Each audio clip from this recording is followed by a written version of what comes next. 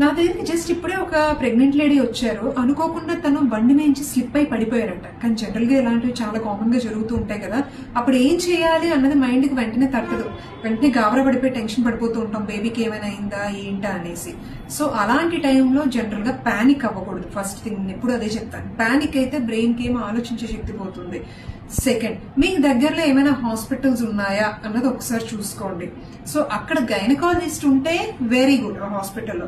లేదు అనుకుంటే అట్లీస్ట్ ఒక స్కాన్ సెంటర్ అయినా ఏమైనా దగ్గరలో ఉన్నట్లయితే స్కాన్ చేసి బేబీ ఎలా ఉందో చూసుకుంటే మీకు 50% ఆఫ్ ద టెన్షన్ తగ్గిపోతుంది. ఎందుకంటే బేబీ బాగుంది అని తెలిసిన తర్వాత మీకు తగిన చిన్న చిన్న గాయాలు కూడా పెద్దగా పెయిన్ఫుల్ అనిపించవు. సో తర్వాత ఏమైనా చిన్న చిన్న గాయాలు జరిగి ఉంటే వెంటనే ఫస్ట్ ఎయిడ్ అనేది చేయించుకోండి. సో ఎప్పుడైనా బండి మీద నుంచి చిన్నగా స్లిప్ అయి పడినా లేకపోతే రోడ్ క్రాస్ చేస్తూ పడిపోయినా కూడా కంగారు అయితే పడకండి. ఓకే, సో వెంటనే లోకల్ గా ఉన్న హాస్పిటల్ దేనికైనా రీచ్ అవ్వడానికి ట్రై చేయండి. అల్ట్రాసౌండ్ బేబీ ఎలా ఉందో చేయించుకోవడం మాత్రం మర్చిపోకండి. Hope this helps. Thank you.